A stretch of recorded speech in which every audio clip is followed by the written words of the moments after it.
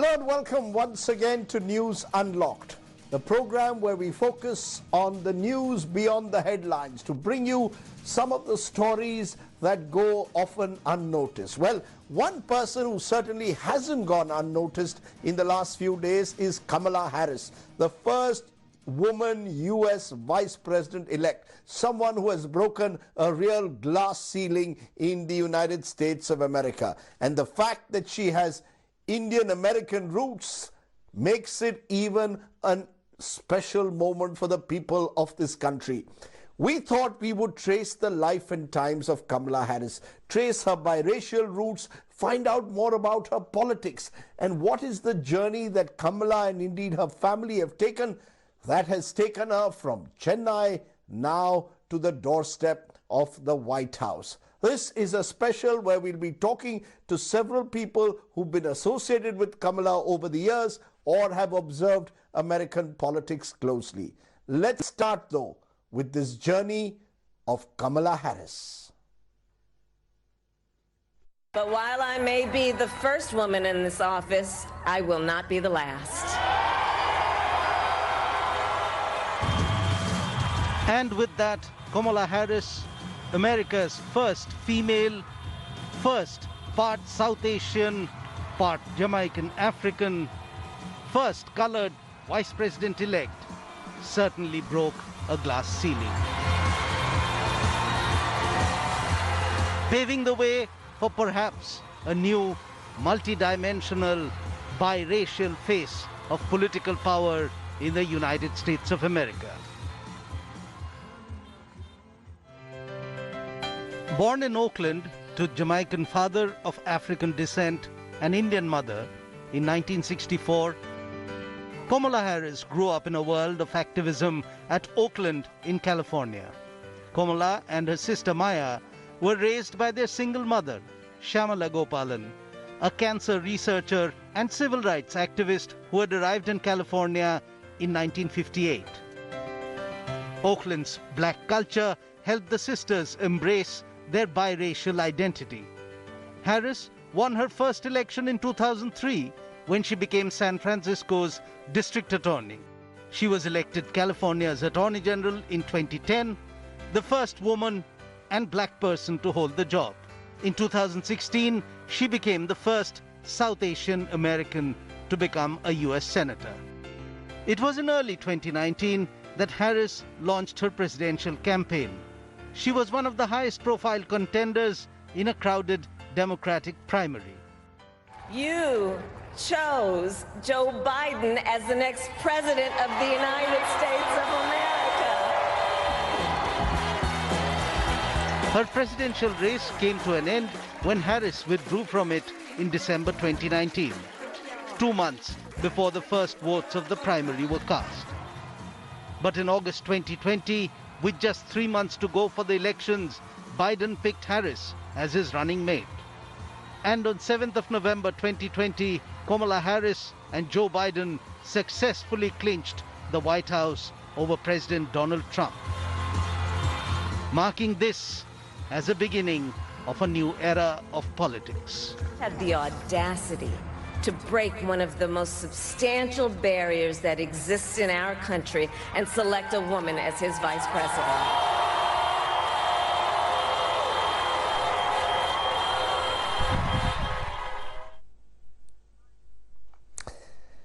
Life and times of Kamala Harris. Let's do a deep dive into it with special guests joining me. Jennifer Rajkumar is Assembly Member-elect, New York State from the Democratic Party, has worked closely with Kamala Harris, and you've also just won your constituency. So congratulations, Jennifer, to you also on your victory there in New York State. I'm joined by Sadanand Dhume, fellow at the American Enterprise Institute. He joins me from Washington, D.C. And Ajay Jain Bhuturia is member of the National Finance Committee, been associated with the Biden team's campaign. So thank you very much, Ajay, also for joining us. But Jennifer, to you, you won from New York State. Kamala, of course, has now scaled the, broken the ultimate glass ceiling by becoming Vice President-elect. Your memories, your interaction with Kamala Harris, give a sense of that to our viewers. Who is the real Kamala Harris? I had the good fortune of meeting the Vice President-elect Harris on a recent trip to New York, and she told the whole audience to support me. So that says it all. This is really a woman who is looking to uplift all women. And she showed that when she made her victory speech, that she understands the significance of her win for American women all around this country. She also is the only daughter of immigrants to be a vice president. So she really is an inspiration to all South Asian families in the US, because the story of Indian families here is one of grit and perseverance. And that's what Kamala showed. And she is the embodiment of all of our dreams. So what did she tell you? You said she came down there to campaign for you, asked the audience to support you.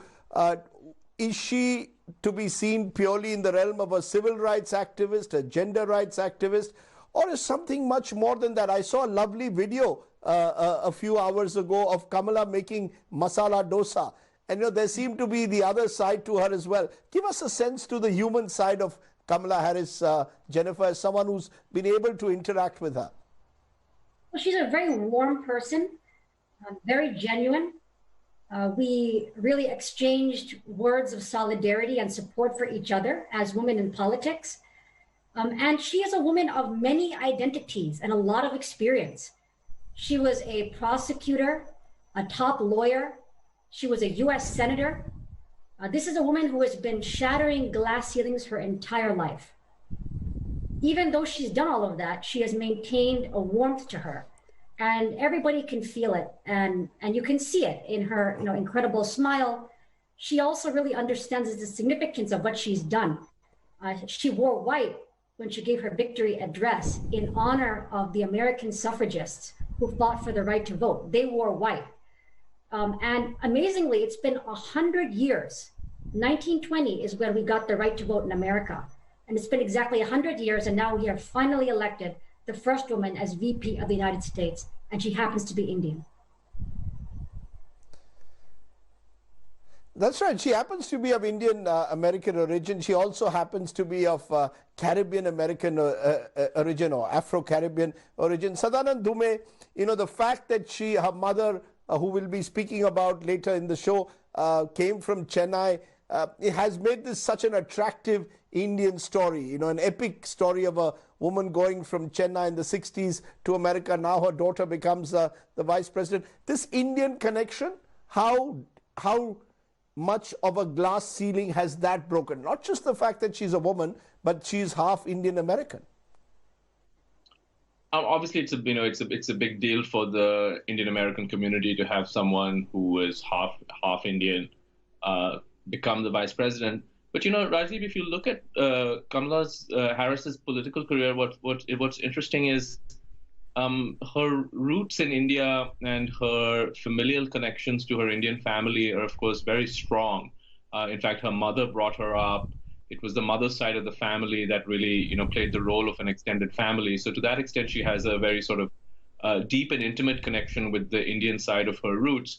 But if you look at the political journey that she's plotted, until very recently, you wouldn't even have known. In fact, many Americans didn't even know that there was any sort of Indian connection, because she has, and I don't grudge her this, it's not criticism, this is just a factual matter. She plotted her political journey very much sort of playing up the black side of her heritage, right? The college she chose to attend, the sorority she was a part of, the way she tried to rise and rose successfully in California politics. It was all sort of, it was based on the other half of her identity. And I think only more recently, in fact, when she was running in the primaries, have we seen a little bit, I mean, she always acknowledged her mother, but I think the kind of thing you were referring to, which is like, making dosas with Mindy Kaling and so on, that's a somewhat more recent thing. And if you look at it in a way that speaks to the Indian American community coming of age, in the sense that now it makes sense not to ignore that, but to embrace it, because there are many more Indian Americans now, and some of them have deep pockets as well. Ajay Jain Bhuturia, as part of the finance committee for the Biden-Harris ticket, did you ever get a sense that Kamala Harris sort of overtly projected her Indian-American origins at any level? Or was she seen within the Democratic Party as someone who was bringing that a certain biracial benefit, perhaps at times, in polarized times in America, sort of getting the Democrats a crucial vote that perhaps they needed to win this election? How was she seen within within the Biden ticket in this election, Ajay? Yeah, I have known Kamala Harris almost a decade now, since her district attorney days, then California Attorney General, and then as a senator. Kamala is smart, tested, and prepared. She's a fearless leader. And going just back, the very fact that an inspiring mother, Shyamala Gopalan, when she talks about her, we feel so much pride. And she has been doing a phenomenal job in last, a decade during her career. And just to give you, before I answer your question, she has been doing a $25 billion settlement for California homeowners, defended California's landmark Climate Change Act, protected the Affordable Obamacare Act, and fought with the transactional gangs and gun trafficking and drugs and human beings. And in the Senate, her mission remained unchanged. She continued to fight and give a voice to the voiceless. So when her name coming up in the ticket, where she was seen as a leader in the African American community, in the Indian American community, as a biracial, as a first woman to be elected, to be nominated for the vice presidential candidate, that was a huge, rise, enthusiasm, and joy, and within surge when her nomination was done. Whether the surge was seen in terms of fundraising, whether the surge was seen in terms of more and more people coming to the campaign, she brought a huge surge to the campaign. Interesting. You're saying she brought a huge surge to the campaign. One thing that stands out for me, Jennifer, is her oratory. You listen to Kamala Harris, and she's a natural, charismatic orator. You saw that in the vice presidential debates at times. It appeared that she was someone who, obviously, as a very successful lawyer as well, was able to hold her own in debates and in discussions, and even in her opening statements as vice president-elect. Is that something that stands out for you, that she is a made-for-television, telegenic, charismatic politician? Absolutely. I mean, during her vice presidential debate, she was simply outstanding. And I think everyone watching her performance across the country began to see a woman really could be commander-in-chief one day. She made that abundantly clear, that a woman has that capability. And when I watched that debate, I felt like I was watching a historic moment, and I felt truly privileged to watch it. And what is also very remarkable is that Kamala attributes a lot of her success in life to her Indian mother. And she says that quite openly.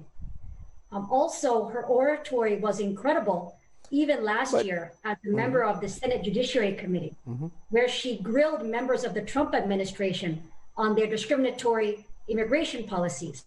She really became a star, and her star became even brighter when she began to run.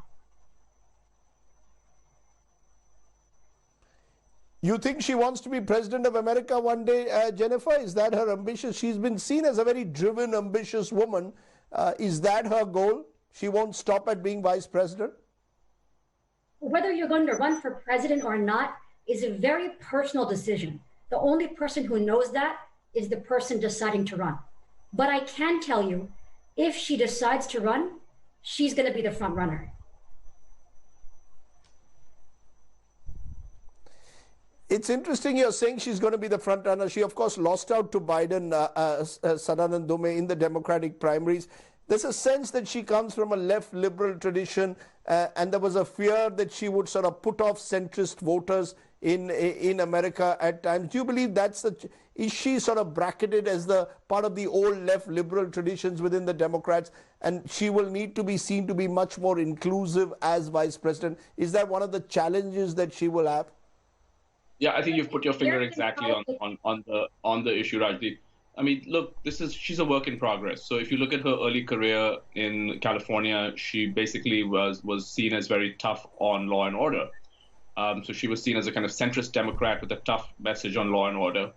Then when she ran for the Senate and when she ran more recently in the Democratic primaries, I think she tried to kind of straddle both wings, right? So she's sort of tried to straddle the progressive wing, the kind of the people in the Democratic Party who are calling for things like the Green New Deal, but she also wanted to appeal to some centrists with her law and order message. Frankly, it didn't work at all in the primaries. She did quite miserably in the primaries, sort of fell between two stools. And now, obviously, she would have her eye on the presidency, and I would agree with Jennifer that she would certainly emerge as a front runner on the Democratic side. But the challenge now for her is to keep that Democratic activist base energized without necessarily alienating the centrists and moderates and voters in swing states who she will need if we're already talking about 2024.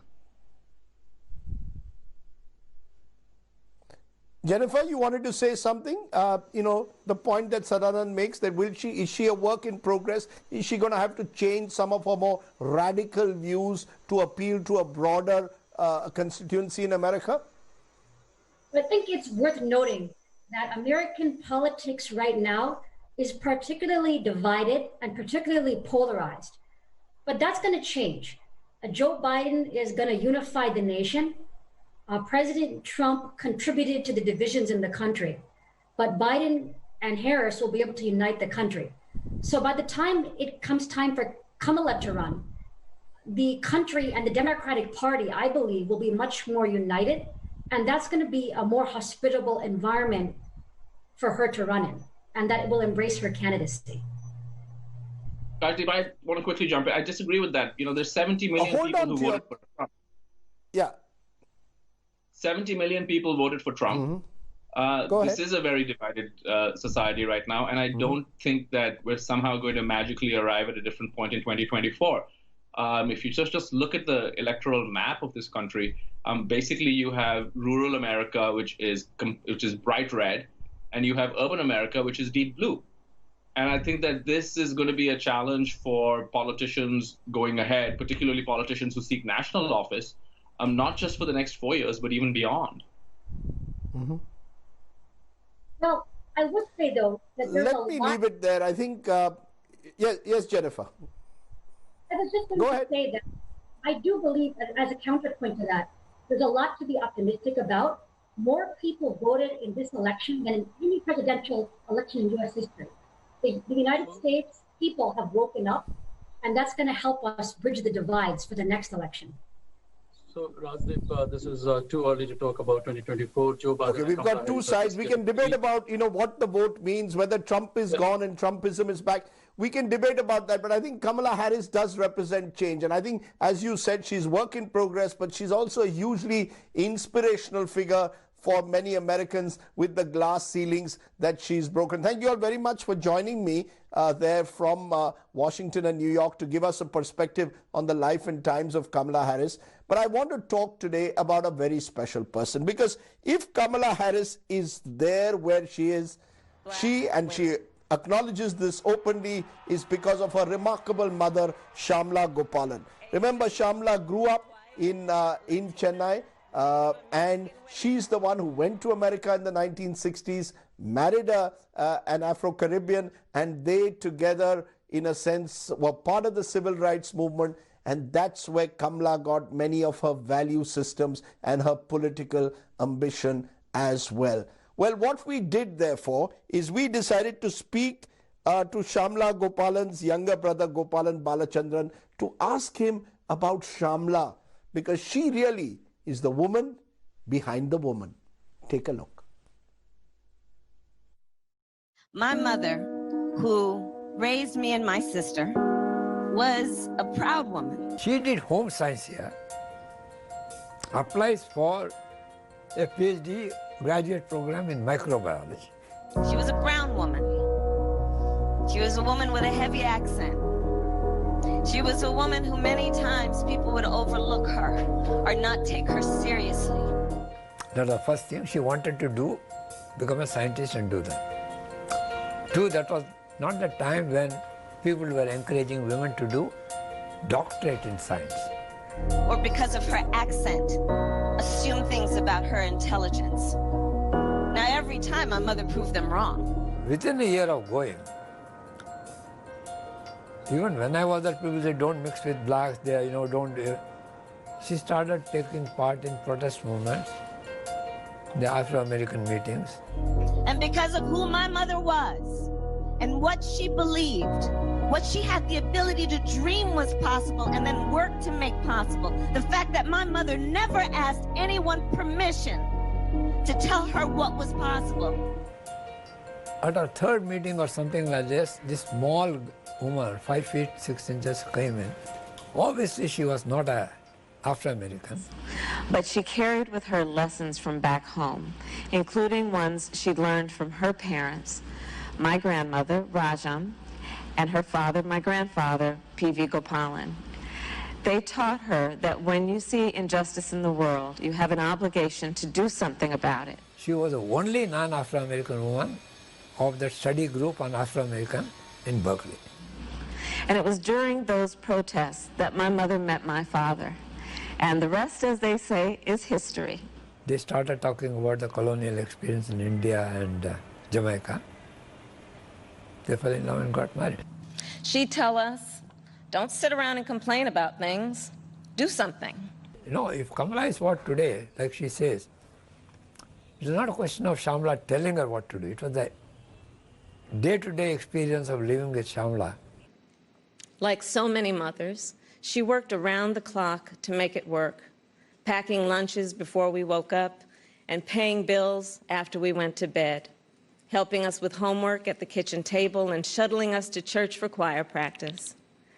She made it look easy, though it never was. Shyamala was both her life and what she told them how to that was very, that's why. Of course, I told somebody, now I realize she did a lot of things. At those days, I said, look, my elder sister, that's all. And even as she taught us to keep our family at the center of our world, she also pushed us to see a world beyond ourselves.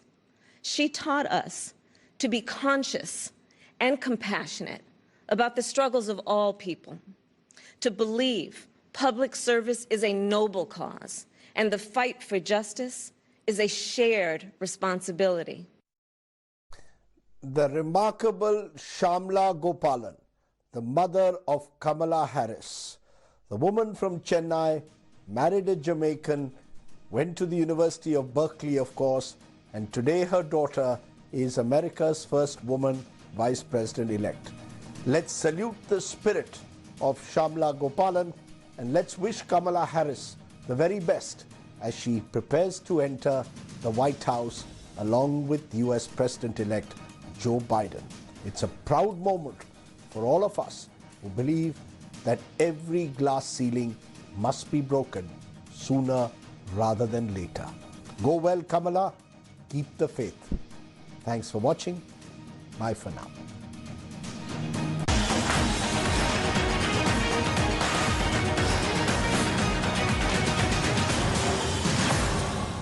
Hi everyone, Preeti Chaudhary here. Hope you like this video. For latest news and analysis, like and subscribe to the India Today YouTube channel. And don't forget to press the bell icon to stay updated. Thank you for watching.